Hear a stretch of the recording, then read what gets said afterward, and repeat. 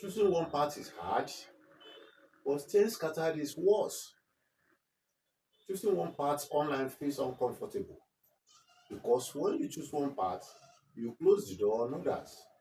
So many beginners stay scattered not because they are lazy, but because staying open feels safer than committing.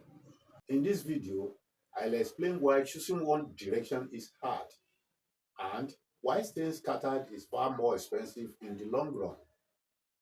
Section number 1. Why scattering feels safe.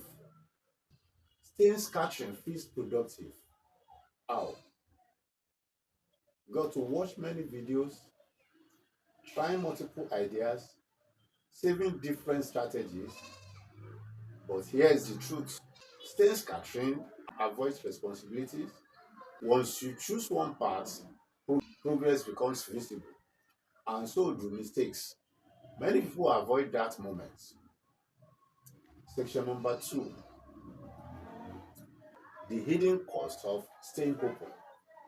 Staying scattered costs you time, confidence, momentum. You are always starting but never building. Effort resets every week.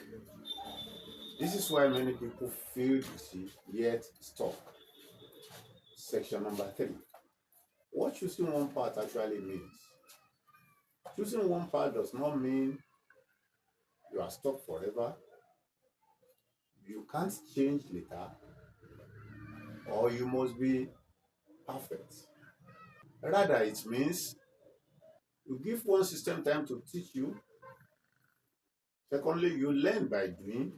And thirdly, you reduce decisions. Direction creates calm. Section number 4. How I choose my path.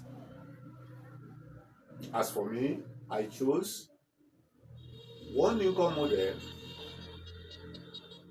one audience, one routine. Not because it was perfect, but because it allows progress to compound.